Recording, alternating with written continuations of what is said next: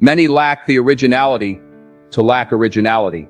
It's a gut punch of a truth, a stark reminder that too many of us let the world's noise drown out our own voice, that we quit when our dreams are just within reach. Success doesn't come to those who wait for permission or for the perfect moment.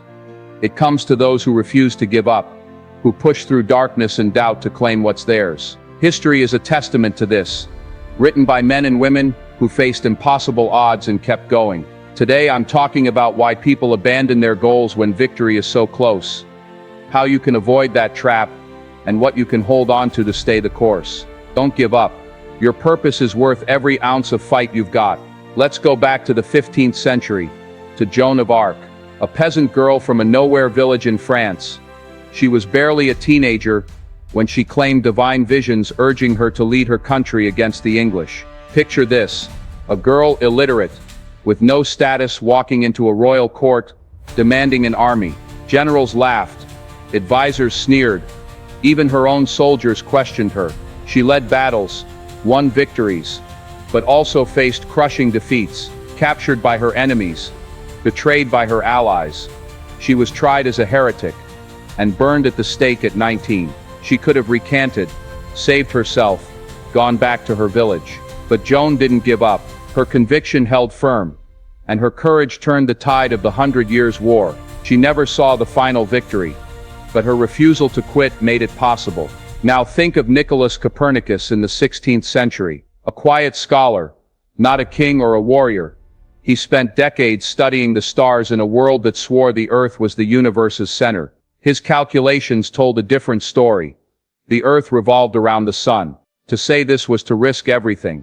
Excommunication, imprisonment, even death. The church's grip was iron, and his truth was blasphemy. He worked in near secrecy, refining his ideas for years, knowing the danger. He didn't publish until he was dying, in 1543. But he never gave up on what he knew was true. That single book sparked a revolution, rewriting science itself. One man's persistence shifted how we see the cosmos. Then there's Phyllis Wheatley, an 18th century poet, stolen from Africa as a child, enslaved in Boston. She wasn't supposed to know letters, let alone master them. Yet, by her teens, her poetry was so brilliant, it silenced skeptics, until they remembered her skin. Publishers refused her work, claiming a black woman couldn't possibly write like that. She faced public trials to prove her words were hers. Rejection after rejection, she kept writing. In 1773, her book became the first published by an African American. She died young, in poverty, her genius barely recognized in her time. But Phyllis didn't give up. Her voice broke through, and it still speaks today.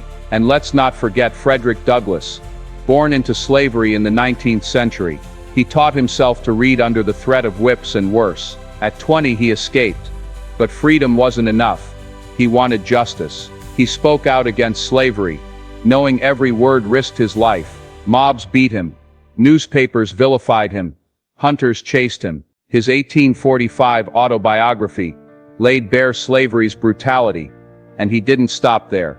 He fought for women's rights, for equality, until his final days. Douglass never gave up, and his work fueled the fire that ended an era of oppression. Why do people quit when success is just around the corner? Exhaustion is a big reason. Chasing a dream is grueling. Long hours, endless tasks, no guarantee. You pour your soul into it, and when the payoff doesn't come quick, you feel like you're running on empty. Joan marched through mud and blood. Copernicus toiled over equations late into the night. Phyllis wrote through illness. Frederick spoke through exhaustion. They felt it too. But exhaustion is a trick. It makes you think you're done when you've got more in you. Success often waits just past the moment you feel you can't go on. Doubt is another thief. It creeps in, quiet at first.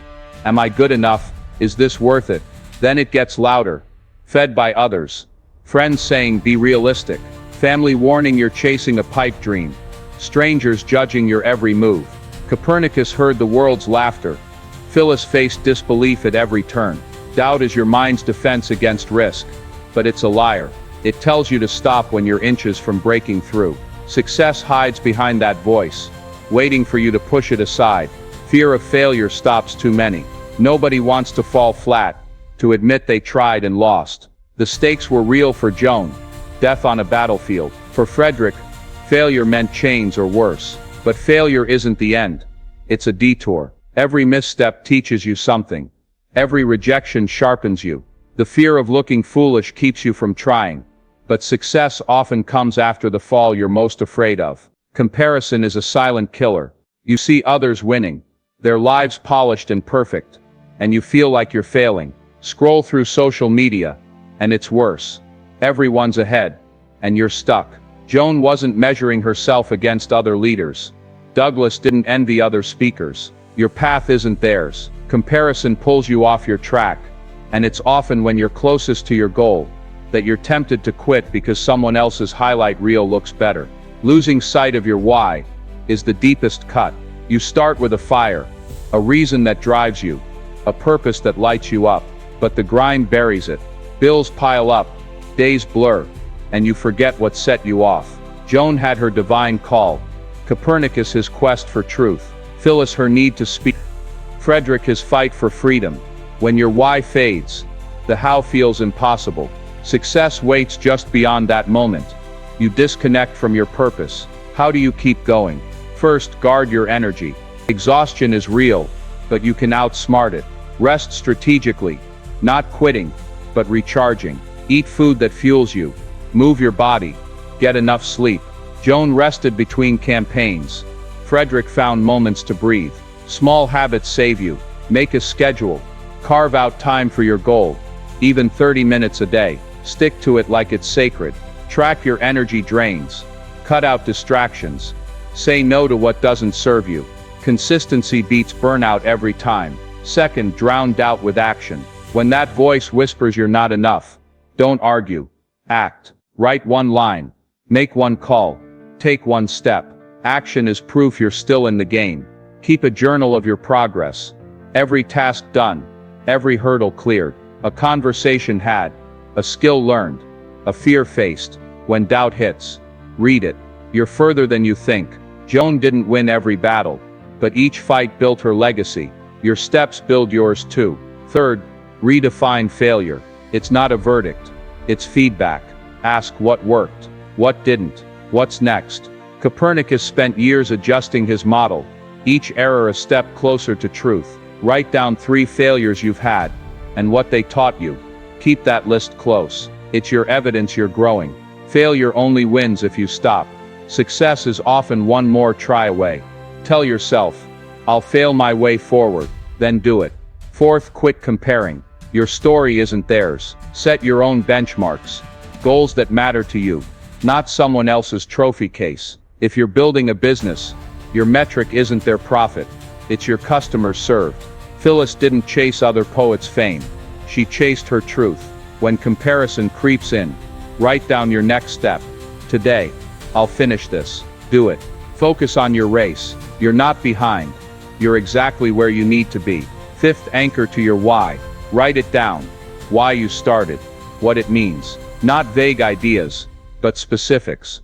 I want to write this book to inspire my kids. Keep it visible. A note on your mirror. A reminder on your phone. Frederick's why was justice. It carried him through riots. Ask yourself daily, what's one thing I can do today that honors my purpose? Do it. That's your tether. When the world pulls you off course, here's something tangible to hold on to. A daily vow. Every morning, say I am enough. My purpose is worth it. I will take one step today. No matter how small. Write it on a card. Carry it with you. When you're tired, read it. When doubt screams, say it aloud. When you want to quit, clutch it. It's your pact with yourself. One step toward your book, your business, your health. Joan took one step into war. Copernicus one calculation. Phyllis one poem. Frederick one speech. Your step matters. Make it non-negotiable. Discipline is your backbone. Motivation comes and goes. Discipline stays. Set a routine. 15 minutes a day on your goal. No excuses. Track it. Mark a calendar. With an X for every day you show up. Those X's are your armor against giving up. Over months, they're your proof you're not the quitting kind. A page written. A call made. A workout done. It adds up. Success is built on those marks. Find your builders. People who see your spark and fan it. Not flatters, but those who challenge you, who don't let you slack. They might be a mentor, a friend, even a stranger, who believes in you. Joan had her loyal soldiers. Douglass, his allies. Be your own builder too. Speak to yourself with strength. I've got this. Your self-talk shapes your reality. Choose words that lift, not break. Faith is your compass. Faith in something bigger. Your purpose, your resilience, a higher power. Even the idea that your struggle means something. Joan had her visions. Copernicus's truth. When the road vanishes, faith says, it's still there. Write down one thing you believe in. Your dream, your grit, your future. Look at it when hope feels thin. It's your North Star. Time is your only currency. Don't waste it. Every second you doubt, every day you delay, you're giving away your shot. Write down one action you'll take today, right now, that moves you forward. Do it before you sleep. Joan didn't wait for the perfect moment. Phyllis didn't pause for approval. You don't have to either. Protect your time like it's all you've got, because it is. Pressure is your forge. It burns away the fluff and shapes you. Joan faced armies. Frederick faced mobs. Pressure made them sharper. Let it do the same for you. When it feels heavy, don't run. Lean in. Write down one pressure you're facing, and how it's making you better. That's your proof you're growing. Success often comes when the heat is highest. You are enough. Right now, with every flaw, every doubt, you are enough. You don't need to be Joan, Copernicus, Phyllis, or Frederick. You need to be you. Stubborn, relentless, alive. Don't give up. Success is hiding just beyond the moment you're tempted to quit. Hold that vow. Take that step. Mark that. Your purpose is waiting, and the world needs what only you can bring. Keep going.